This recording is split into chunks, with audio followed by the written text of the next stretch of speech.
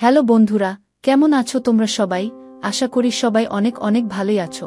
তোমাদের ভালোবাসায় আমিও অনেক ভালোই আছি, কারণ তোমরা আমাকে যে পরিমাণ ভালোবাসা দিয়েছ এবং সাপোর্ট দিয়েছ তা আমি কোনোদিন ভুলতে পারবো না। তাই তোমাদের জন্য আরও একটি নতুন গল্প নিয়ে আসলাম। তোমরা পুরো গল্পটা শুনবে, আমি 100% শিওর তোমরা অনেক মজা পাবে। তাই চ্যানেলটি সাবস্ক্রাইব করতে ভুলো না। সময়টা 90 দশকের মাঝামাঝি। একদল স্কুল পড়ুয়া ছেলেমেয়ে মফস্বলের এক সরকারি কোয়ার্টারের মাঠে খেলা করছে। কিছু বুঝে ওঠার আগেই তাদের মাঝে অতি তুচ্ছ একটা বিষয়ে ঝগড়া শুরু হয়ে গেল। ঝগড়ার বিষয়টা একটু পরে বলছি। ঝগড়ার শুরু রুবানা আর তানজিদের মাঝে। রুবানা আর তানজিদ এক ক্লাসে পড়ে। তারা আবার বেস্ট ফ্রেন্ড যাকে বলে তার চেয়ে বরং একটু বেশি। রুবানার 2 বছরের বড় রুমকি। রুমকি এখানে সবার বড়। এই ছেলে মেয়েগুলো দেশের বিভিন্ন প্রান্ত থেকে এই মফস্বল শহরে তাদের বাবার চাকুরি সূত্রে এসে বসবাস করছে এবং কোয়ার্টার সংলগ্ন স্কুলে পড়ার কারণে তাদের মাঝে সম্পর্কের গভীরতা বাকি আর সবার চেয়ে একটু বেশি। দেশের বিভিন্ন প্রান্ত থেকে এসে সবাই একই জায়গায় থাকার কারণে সবাই সবার সুখ দুঃখের সমান অংশীদার। এই কিশোর কিশোরী গ্রুপের মধ্যে রুমকি সবার বড়, আর বাকি সবাই রুমকিকে আপু ডাকলেও তানজিদ কেন জানি ওকে আপু বলে না। সবার সাথে প্রচুর কথা বললেও রুমকির সাথে নেহায়েত প্রয়োজন ছাড়া কথা বলে না এবং যা বলে সেটাও ভাববাচ্ছে। আজ মূলত দুজনের ঝগড়ার বিষয় হল তানজিদ কেন রুমকিকে আপু ডাকে না। প্রথমটায় 2-1 কথা কাটাকাটি হলেও পরবর্তীতে সেই ঝগড়া হাতাহাতিতে রূপান্তরিত হয়। তখন খেলা বন্ধ করে সবাই ওদের দুজনের ঝগড়া থামাতে ব্যস্ত হয়ে পড়ে। পরবর্তী 2 দিন যদিও তাদের কথাবার্তা এবং মুখ দেখাদেখি বন্ধ ছিল, কিন্তু 2 দিন পর তারা আবার আগের অবস্থায় ফিরে যায়। সময় তার নিজ গতিতে বয়ে চলে। কারো জন্য থেমে থাকা সময়ের ধর্ম নয়। সময়ের সাথে সাথে এই মানুষগুলোর মাঝে সম্পর্ক আরো গা হতে থাকে, সেই সাথে ছেলেমেয়েগুলো বড় হতে থাকে। রুমকি এবার ক্লাস 9-এ, রুবানা আর তানজিদ ক্লাস 7-এ। বেশ কয়দিন ধরে তানজিদের আচরণ রুমকির কাছে কেমন যেন অদ্ভুত ঠেকতে লাগল। এখন আর আগের মতো খেলা হয় না ওদের। ছেলেরা মাঠে খেলা করলেও মেয়েরা সবাই দল বেঁধে কখনো ছাদে আবার কখনো নিচে হাঁটাহাঁটি করে গল্পগুজব করে। সে সময়টায় তানজিদ কেন জানি খেলা বাদ দিয়ে একপাশে দাঁড়িয়ে ওদের দিকেই তাকিয়ে থাকে। প্রথমটায় ব্যাপারটা আমলে না নিলেও পরে কেন জানি ব্যাপারটা রুমকির চোখে লাগতে লাগল। একদিন স্কুল থেকে আসার পর রুবানা বেশ উৎসাহ নিয়ে বলল, আজ কি হয়েছে জানিস আপু? তুই না বললে আমি কি করে জানব? তানজিদ কি করেছে জানিস?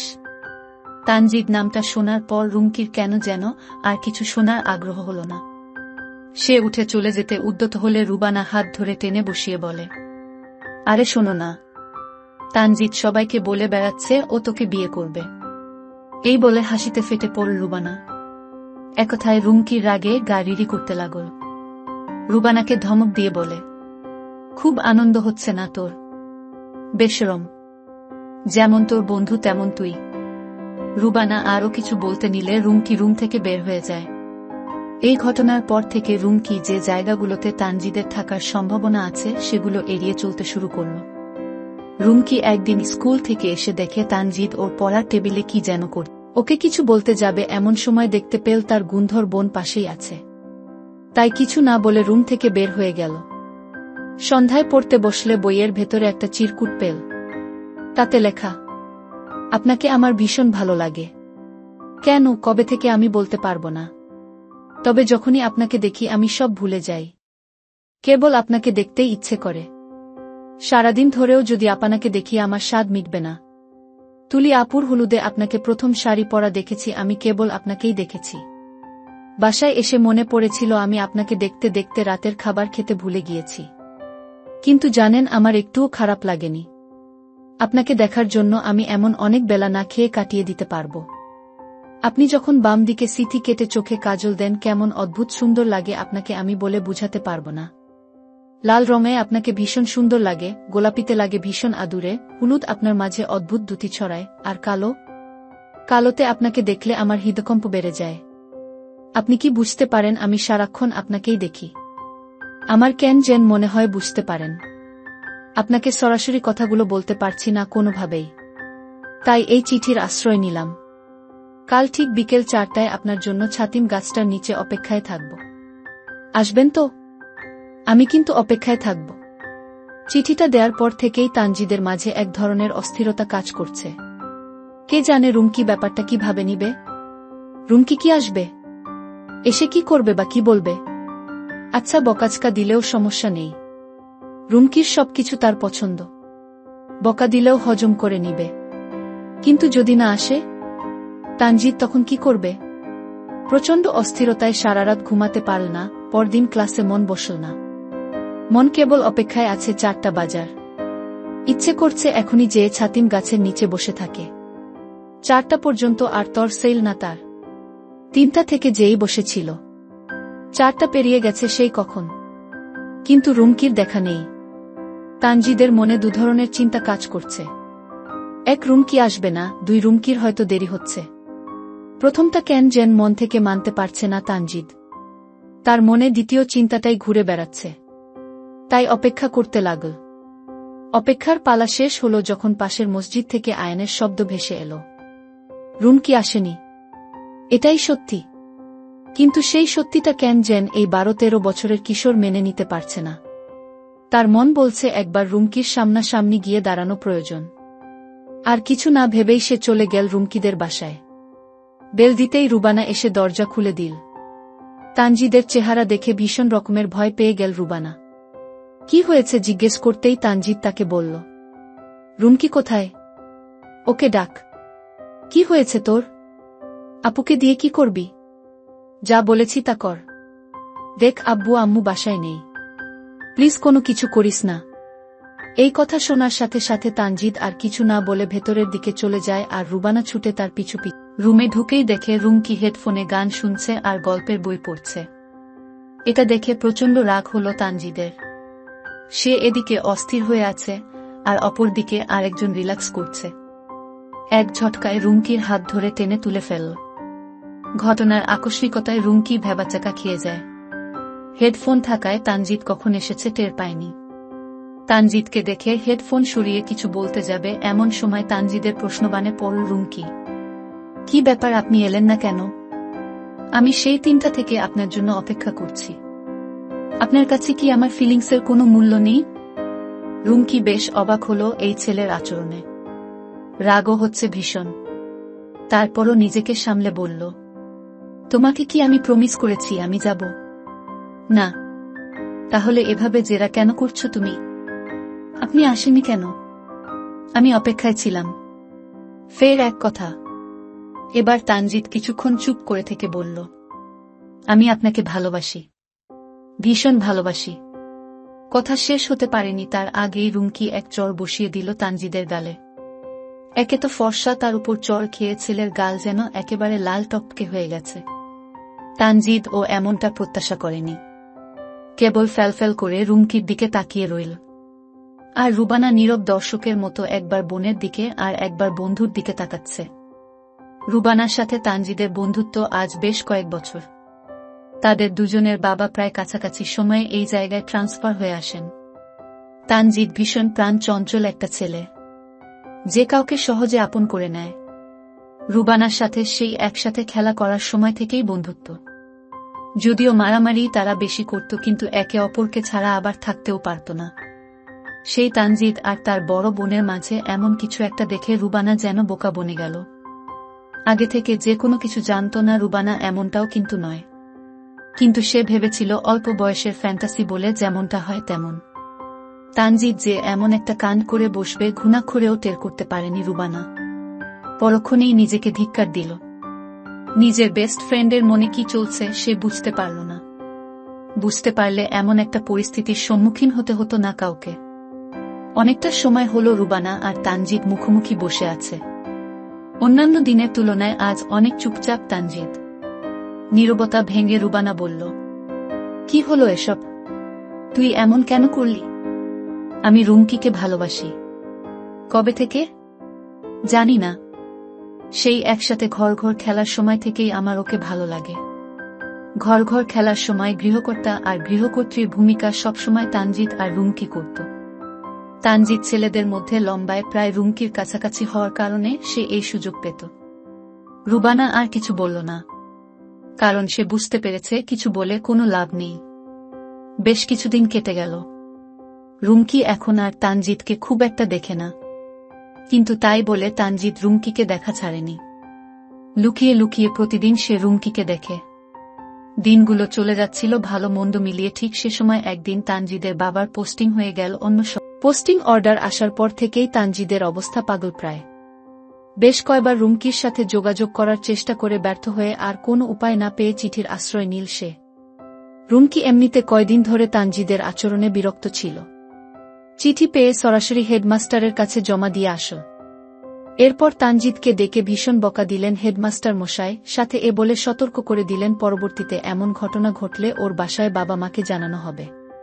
এই ব্যাপারটি এখানে শেষ হয়ে গেলে হতো, কিন্তু কি করে যেন তানজিদের বাবার কানে গেল কথাটা।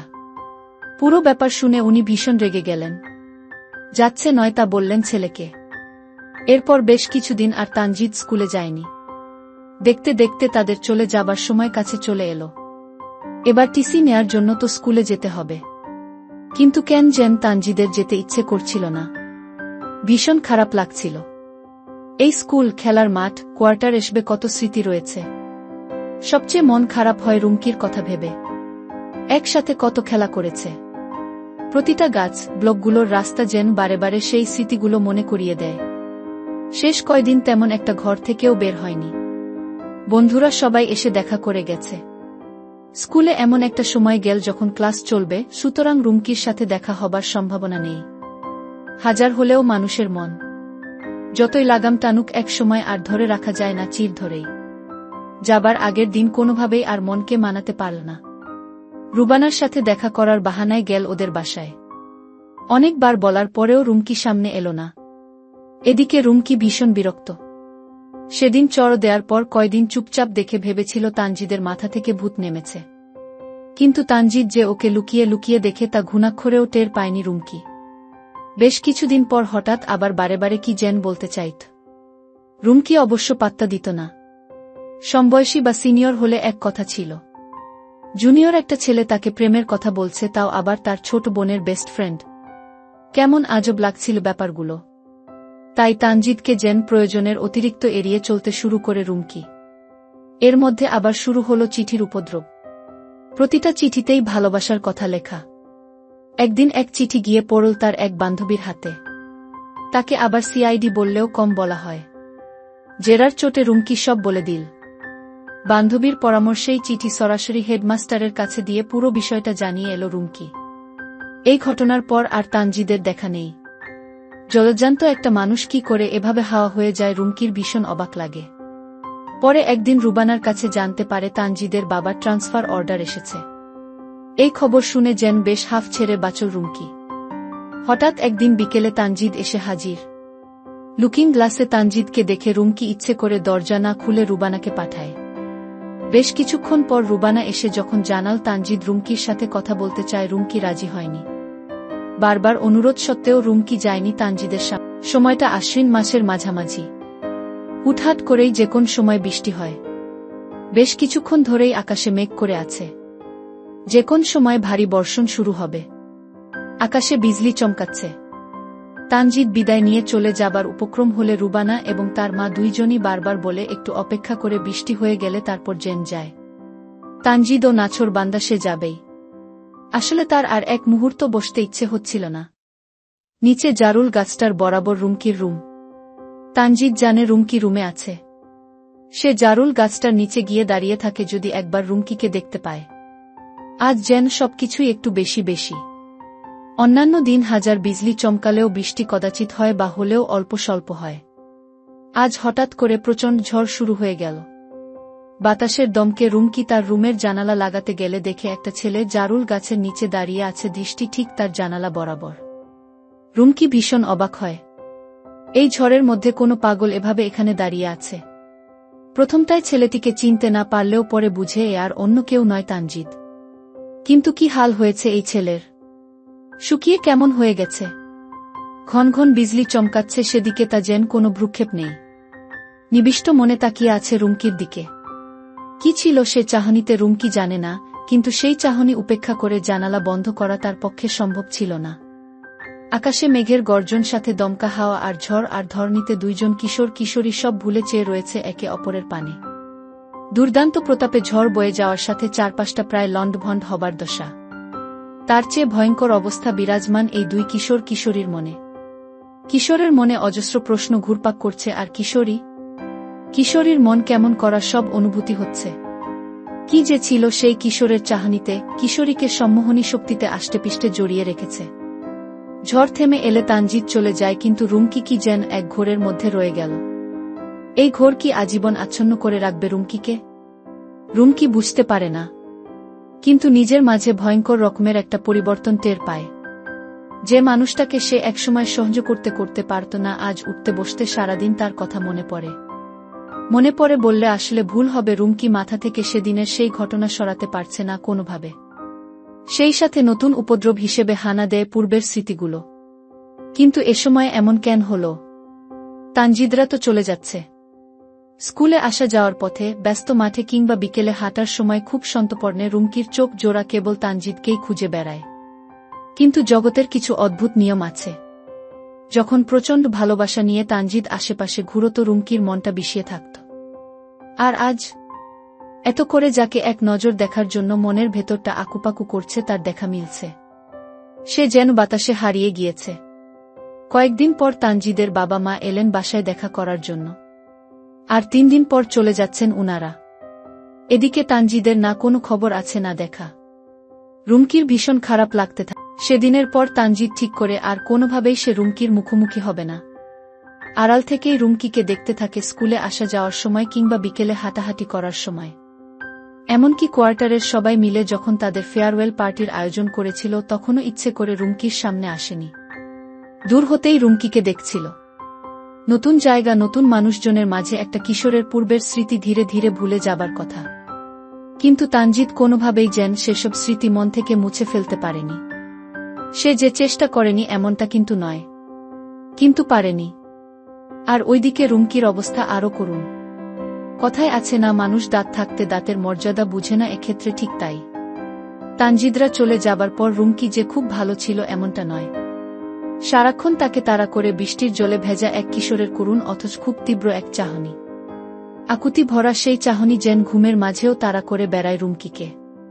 ব্যস্ত নগরীর, ব্যস্ত সড়কের কোনো এক ব্যস্ত রেস্তোরাঁয় একঝাঁক উচ্ছল তরুণ তরুণীর মিলন মেলা বসেছে। এক পক্ষ এসেছে তাদের বন্ধুর জন্মদিন উদযাপন উপলক্ষে, আর অপর পক্ষ তাদের বন্ধুর পরীক্ষায় ভালো ফলাফল উদযাপন উপলক্ষে। 8 বছর অনেক লম্বা একটা সময়। এই সময়ের ব্যবধানে কিশোর হয়ে যায় তরুণ, আর কিশোরী আজকের দিনের সেই তরুণী। কিন্তু তরুণটি, সে কোথায়?